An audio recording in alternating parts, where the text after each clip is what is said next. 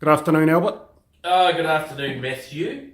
Very good to have you on the other side of the camera this week. Great to be here too. It's a pleasure. I feel like a bit of a fraud taking over from Sophie and Kate, who do such a good job. They do. But to have a guest interviewer like yourself is just it's a treat. Thank you. There's a lot of racing knowledge now in this video. Sure is. Right, recapping last week, Thorn Pass at Otaki I thought was a good win running third. Yeah, another very good effort. The track was just a little bit too hard for him. He travelled well, came up into the race nicely, and he was solid in the straight. I think if there'd been a little bit give, he would have been able to stretch out a bit better. The track was very hard, but his last two placings have been on good tracks, and he's going well. He does hold a nomination for the Wellington Cup, which I think, if his form continues, I think it wouldn't be too bad over 2 miles. We may target him towards there. Later that day, Mighty Solomon, we actually wanted to scratch him because the track was like concrete, but we couldn't because it wouldn't upgrade the track, and he's jarred up and had to go out into the paddock for 10 days. And yesterday at Counties, I thought it was a very promising debut from a horse. It was mixed emotions, I guess. He could have easily won the race too. Yeah, if Starry Beale, Sabbath Beale Colt, very, very good on debut. Great ride from Michael McNabb, who's riding super. Tracked into the race, presented on the home turn, about to let down and had his legs taken from under him. Was lucky to start on his feet. Took him a furlong to get balanced. And then once he did, he just absolutely attacked the line over 1400 for third. Beaten half a length, basically, just over. And here's a little tip for the viewers. 101 and 31s in the Derby at the moment. Have a little $10 each way on that. Yep. As he steps up in ground, he's only going to get better. Yep. And the racing this week kicks off at Riccarton on Friday with the Rosie Glow resuming. Yes, and I'm looking forward to seeing her. Trialled very, very well, didn't she? Led and won by about half a length, but very comfortably. We would have loved to have drawn the rail, so she had a rail to follow, but unfortunately she's drawn wide barrier 12, but we need to get her kicked off, so she'll run, and if she can begin well and get across, I think she can be very competitive, but I think she will be certainly picking up a race or two over the Christmas New Year period, so great to kick her off. Rafi Fieldhouse on board, claiming 2 kilos. Saturday, a reasonably busy day, starting at Ellerslie with What a Diva. What a Diva, yeah, very good.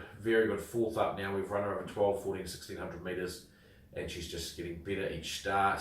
Rating 65, great against her own gender, up to 2200. Beautiful distance for her. Loves the distance races well at Ellerslie. She's in a grade where, a grade which her ability is far better than and is going well.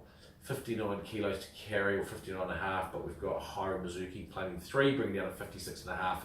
Very good winning chance. And a horse I'm looking forward to seeing racing, Rude Not To, in the rating 85 1400. Yeah, her track work's been exceptional. Does have 59 kilos to carry, which is a concern. No claimer, Jake Bayliss riding. Is going very, very well, can run a big race. Weight is the only question mark, but certainly I wouldn't be surprised to see her in the first two. Up to 1400 metres, which suits her better than the first start, and she's on target for some group racing over Christmas in January.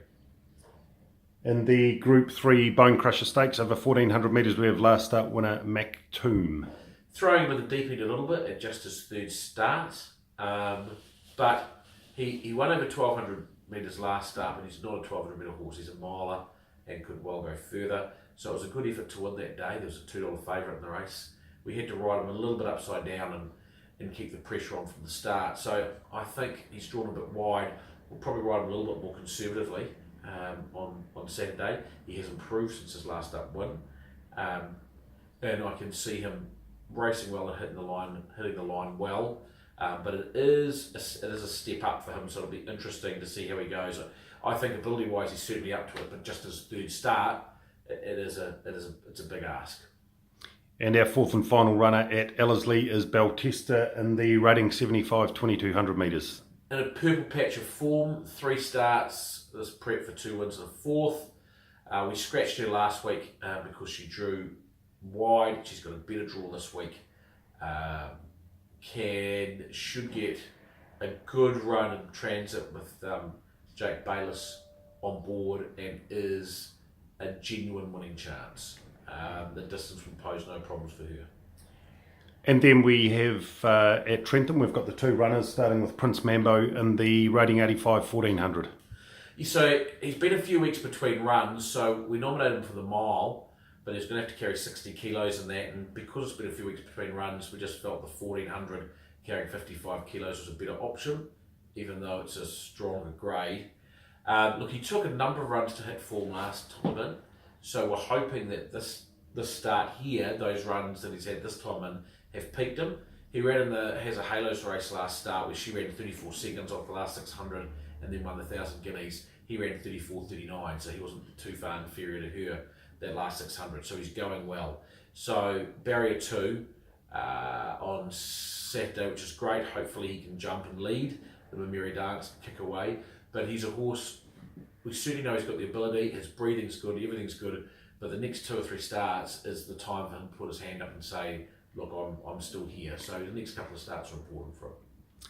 And Black Sav. And I should say, country's leading jockey Samantha Collett on board. Yes, who's riding in super form. Yeah, and riding in super form and has ridden in this prep. Yeah. And Black Sav in the Rating 65 1400 metres with Matthew Cameron booked to ride. Quite happy to have Matt Cameron on board because we've always raced her, treated her kindly, and we've let her settle and things, and she always gets her head up, and you know, and we've always been gentle with her. Matt Cameron's a busier rider. He gets up a little bit more. I haven't drawn ideally. We've drawn out in 12. I'm just not quite sure what we're going to do yet. Whether we're going to push forward the button from where we go or settle back. Trentham does have a long straight, but we probably just need to see the pattern of racing on the day before we make a call about what we do. Ideally, if we were midfield one off, would be perfect. I like Matt Cameron on board. I'd be concerned if the track got very hard down to a good 2. I think really a dead 4 is probably ideal for her, but we're really happy with the way she's going. A good run in transit, and she certainly can be the finish. And that's the wrap of the runners, and your usual weekly job is to pick the bet of the week for us. What have you come up with? It is, and you know, in general, I mean, if we're not picking the winner of the bet of the week, they're running well. They're running placings generally. They're going good, and I think we're just starting to hit our form again. That's good to hear.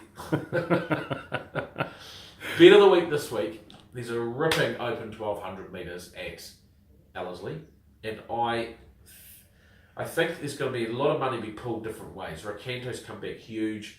He went very well first up. He's in the race. I know Marsh is very confident the way he's going. Melody Bell, who won the Karaka Million last year, is in it with 54 kilos. So, and you've got a number of other good horses. So I think there's going to be some really good money to be made if you can pick the winner.